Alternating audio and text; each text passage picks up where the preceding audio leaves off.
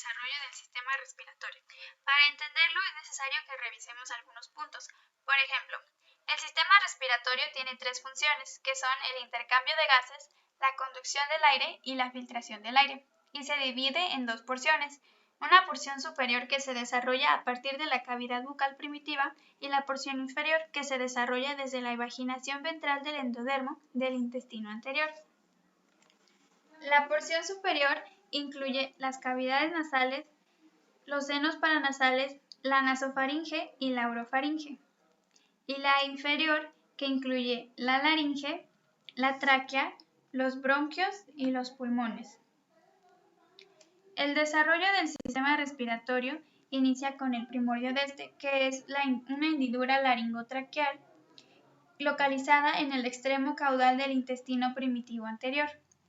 Al final de la semana 4, la hendidura laringotraqueal muestra una evaginación, formando el divertículo laringotraqueal o yema pulmonar.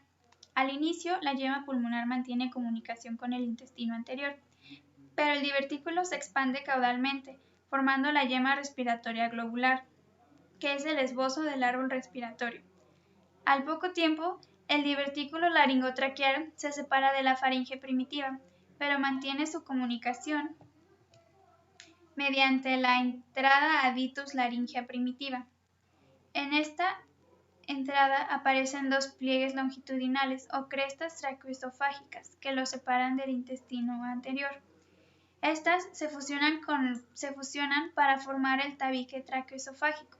Este tabique dividirá el intestino anterior en una porción dorsal, que es el primordio de la orofaringe y el esófago, y una ventral, primordio de la laringe, los bronquios, pulmones y tráquea. El endodermo, que reviste la hendidura laringotraqueal, se divide en tres porciones. Una porción cefálica que nos dará origen al epitelio que reviste la faringe y una porción media que nos dará origen al epitelio que reviste a la laringe. Y la porción caudal, que es la que se vagina para formarnos el esbozo respiratorio. Esta, a su vez, se dividirá en dos porciones. Una porción cefálica que se alarga y diferencia en tráquea, bronquios y bronquiolos, y una porción caudal que da lugar a los alvéolos. Como parte del desarrollo del sistema respiratorio tenemos el desarrollo de la nariz y la cavidad nasal. El desarrollo de la nariz inicia hacia el final de la semana 4, con la formación de las plácodas nasales. Estas se vaginan, formando las fosas nasales. Después, el mesénquima que rodea a estas se prolifera y forma las prominencias nasales. Después, los procesos maxilares van a migrar ventralmente, acercando las prominencias, separadas de los procesos por el surco nasolacrimal. En la semana 10, las prominencias medias se fusionan y forman el segmento intermaxilar.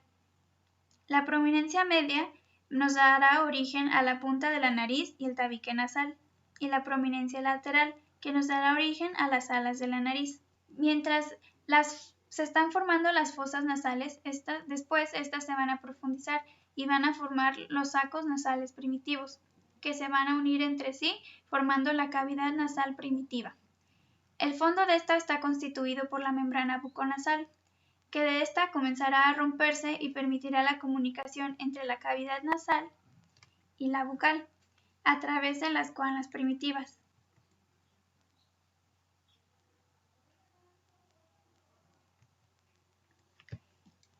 Mientras las prominencias medias se fusionan, se desarrolla el proceso palatino de las prominencias maxilares, que nos dará el paladar secundario. Este se fusionará con el paladar primario y el tabique nasal, desplazando así las coanas primitivas para formar las coanas definitivas. Asimismo, en las paredes laterales de la cavidad nasal se forman los cornetes superior, medio e inferior, y el epitelio ectodérmico del techo de la cavidad se especializa en epitelio olfatorio.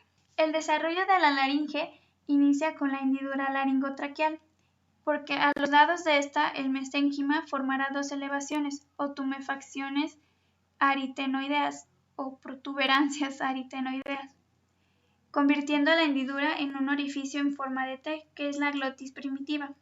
Después, el epitelio de la laringe prolifera y oblitera la luz. En la semana 10 iniciará la recanalización de la hendidura y aparecen dos recesos laterales, que son los ventrículos laringeos delimitados por dos pliegues de la mucosa, pliegues vestibulares que nos formarán las cuerdas vocales. Como recordarán, tenemos cuerdas vocales falsas y cuerdas vocales verdaderas. Las cuerdas vocales falsas no tienen tejido muscular intrínseco como las verdaderas, por eso no modulan en la fonación. Las falsas o ventriculares se encuentran superiores a las verdaderas, son interiores a estas. Y es importante que les mencionemos que los cartílagos de la laringe se desarrollan a partir de los pares de los arcos 4 y 6, que derivan de mesénquima procedente de células de la cresta neural, y los músculos laringeos que se desarrollan a partir de los myoblastos correspondientes a los arcos 4 y 6. También la laringe se sitúa en una porción alta en el cuello del recién nacido. El descenso estructural de esta ocurre a lo largo de los 2 primeros años de vida. La epiglotis, su desarrollo inicia en la eminencia hipofaringea, que se proyectará hacia la glotis, formando una tumefacción epiglótica, que después nos formará a la epiglotis. Ahora, continuando con la tráquea, recordemos que la tráquea se forma cuando el tabique traqueoesofágico separa al intestino anterior en una porción ventral y dorsal, quedándose la porción ventral para formar la tráquea. En la imagen podemos observar las fases progresivas en el desarrollo de la tráquea, en la semana 4, 10 y 11, en las que podemos observar que el endodermo del tubo laringotraqueal origina el epitelio y las glándulas de la tráquea, y el mesenquima que rodea el tubo forma el tejido conjuntivo, el músculo y el cartílago. Ahora tenemos a continuación el desarrollo de los bronquios. Esto se da durante la separación del intestino anterior y la yema pulmonar para formar la tráquea, que sería lo que estamos señalando a continuación, y dos bolsas laterales, que son las yemas bronquiales. Al comenzar la quinta semana, las yemas bronquiales se agrandan. El derecho forma 3 bronquios secundarios, como podemos observar en la imagen, mientras que el izquierdo forma 2 bronquios secundarios. Esto nos da a entender que el pulmón derecho se dividirá posteriormente en 3 lóbulos, mientras que el izquierdo se dividirá en 2. Continuando con su desarrollo, las yemas pulmonares se expanden hacia el interior de la cavidad corporal al crecer en dirección caudal y lateral. Conforme su desarrollo, los bronquios secundarios se dividen varias veces de manera dicotómica y dan origen en el pulmón derecho a 10 bronquios terciarios, mientras que en el pulmón izquierdo a 8 bronquios terciarios. Es así como se crean los segmentos broncopulmonares. Hacia el final del 6º mes, que equivaldría a la semana 24, ya se produjeron aproximadamente 17 generaciones de subdivisiones, y este desarrollo de los bronquios continúa y termina entre los 8 y 10 años de edad. Antes de que el árbol bronquial alcance su forma definitiva, 6 divisiones más se forman durante la vida postnatal. Esta ramificación o serie de ramificaciones está controlada por interacciones epitelio-mesenquimatosas. Bueno, ahora continuando con la pleura, veremos que esta se forma gracias a que las yemas pulmonares se expanden hacia el interior de la cavidad corporal al crecer en dirección caudal y lateral, como ya se había mencionado. Los canales pericardioperitoneales, que son espacios para los pulmones, se localizan a ambos lados del intestino anterior y gradualmente son llenados por las yemas pulmonares que están en expansión. Después, los pliegues pleuroperitoneales y pleuropericardiales separan los canales pericardioperitoneales de las cavidades peritoneal y pericárdica. Así, continuando, los espacios restantes forman las cavidades pleurales definitivas, que son las que se observan en la imagen. Esta se compone por una pleura parietal, que se forma a partir de una capa de mesodermo somático que reviste la pared corporal, y una pleura visceral, que se forma a partir de mesodermo que cubre el exterior del pulmón. Bueno, ahora continuaremos con la maduración pulmonar. Esta maduración pulmonar se compone de 4 estadios diferentes, siendo el primero de ellos el estadio pseudoglandular, que se compone de las semanas 5 a la 17. Hacia la semana 16 de este estadio es cuando ya se han formado todos los elementos importantes, excepto los implicados en el intercambio de gases. Es por esto que si un feto nace prematuro en este periodo, no tiene posibilidades de sobrevivir. En este periodo también es cuando se comienza a formar el sistema arterial pulmonar. Y los vasos en desarrollo van paralelos a los conductos principales. El nombre de este periodo recibe su nombre, gracias a que en un corte histológico de pulmón podemos observar que su estructura parece el de una glándula en esta etapa. El siguiente estadio es el canicular, que conforma de las semanas 16 a la 25. En esta, los segmentos craneales de los pulmones madurarán con mayor rapidez que los segmentos caudales.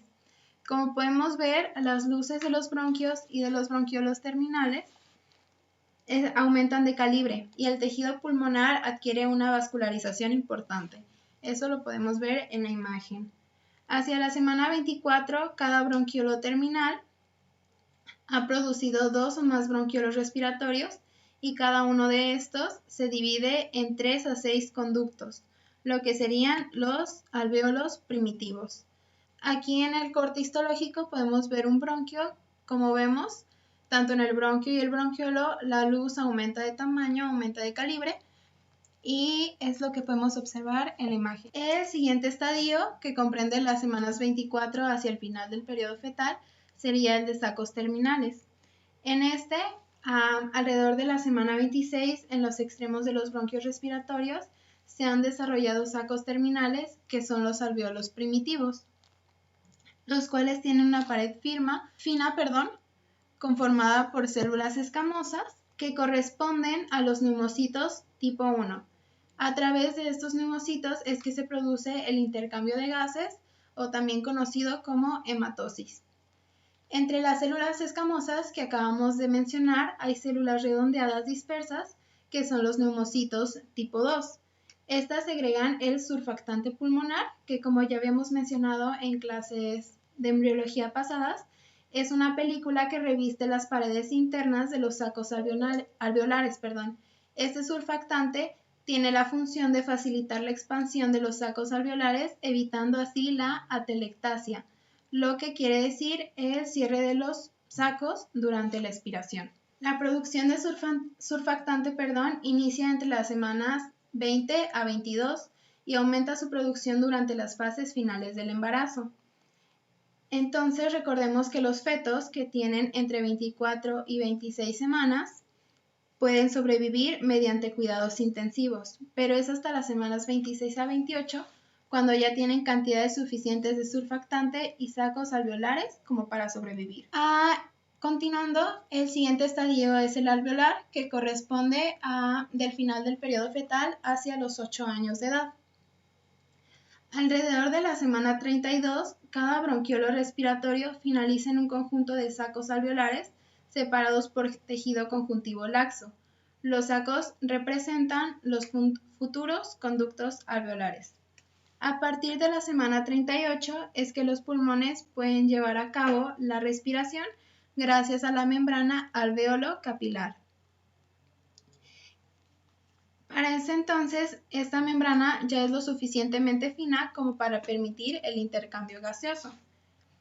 El incremento del número de alvéolos primitivos se da por la formación de los tabiques secundarios que dividen a los alvéolos primarios ya existentes. En este periodo, en este estadio, es cuando se dice que el pulmón aumenta de tamaño, pero más que se deba al incremento del tamaño de los alvéolos primitivos, es por el incremento en el número de estos y en el número de bronquiolos respiratorios. La maduración de los alvéolos se da debido a que pasan de ser alvéolos primitivos y conforme van aumentando de tamaño, se convierten en alvéolos maduros. También recordemos que el desarrollo alveolar se completa alrededor de los 3 años, pero el incremento del número de alvéolos continúa hasta los 8 años de edad, como ya habíamos dicho, Este incremento del número de alvéolos se da por la formación de tabiques secundarios. Cabe mencionar, ya como último dato, que al nacer contamos con 150 millones de alvéolos primitivos y entre los 3 y 8 años de edad alcanzan los 300 millones. Los movimientos respiratorios del feto inician antes del nacimiento y tienen la fuerza necesaria para aspirar el líquido amniótico. Gracias a estos se estimula el desarrollo pulmonar y se fortalecen los músculos respiratorios. El líquido aspirado se elimina por 3 vías que constituyen la boca y la nariz, las arterias, venas y capilares pulmonares y los vasos linfáticos. Cabe mencionar que hay 3 factores importantes para el desarrollo pulmonar normal, que son la existencia de espacio suficiente en el tórax, los movimientos respiratorios fetales y la presencia de un volumen adecuado de líquido amniótico. Ahora, continuando con el diafragma, recordemos que este músculo es esencial para la respiración, ya que va a ser de ayuda a los pulmones para que estos puedan realizar una correcta aspiración y expiración. El diafragma, para su formación, se compone de 4 componentes principales, lo que sería el septum transverso, el mesenterio del esófago, los pliegues y membranas pleuroperitoneales y el crecimiento muscular que va desde la pared corporal. El diafragma es un músculo que nos va a dividir la cavidad corporal en las cavidades torácica y peritoneal. Y es así como Maquita tiene pulmones. A continuación les vamos a mostrar un pequeño video como recapitulación del desarrollo del sistema respiratorio.